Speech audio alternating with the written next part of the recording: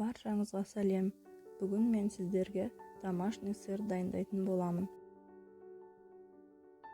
Сыр қолжетімді заттардан тұрады. Дайындалуы оңай, тез әрі өте дәмді. Ең алдымен бізге 1 литр сиырдың сүті қажет. Оны кастрюляға құйып қайнатамыз. Қайнағасын оған творог қосамыз. Енді тоқтатпай 5 минут араластырып отырамыз.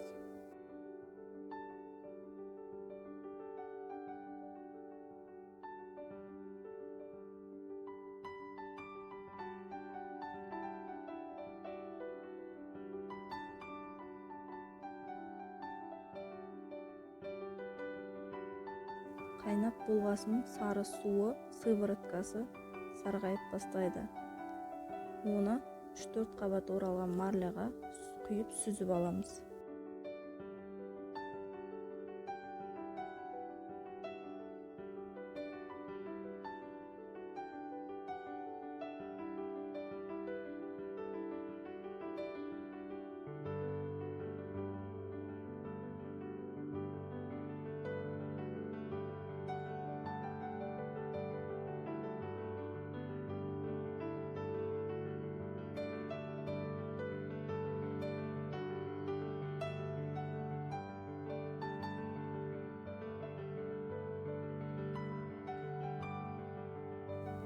Сыворотканы төгіп тастамаңыздар.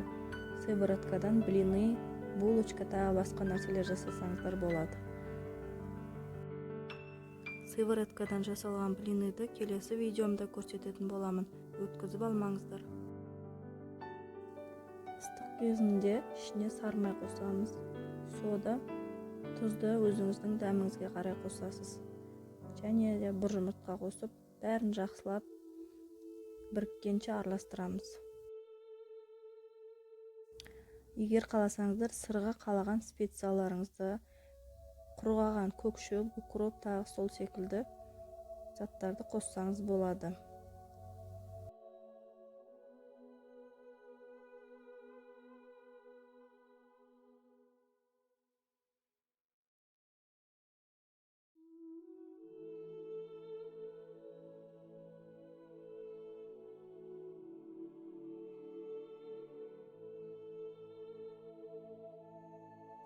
Кастрюлямызды водяной баняға қойып және араластырамыз.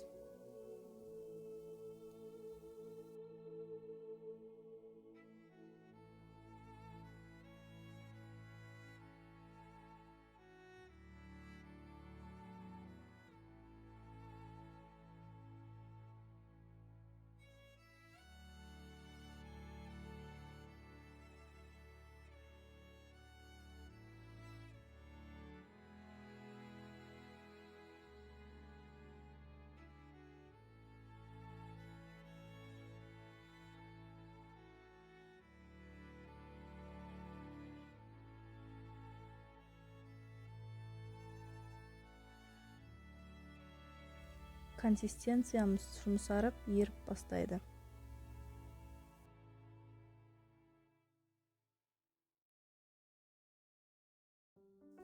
Дайын болған сырды ыдысқа салып тегістейміз. Бетін жауып, суытамыз. Суыған соң холодильникке 2 сағатқа қоямыз.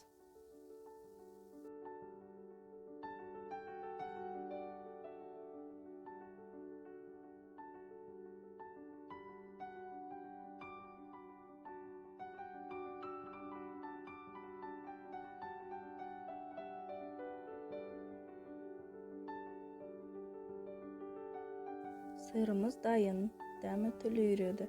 Дәмі өте нәзік шықты. Маған қатты ұнады.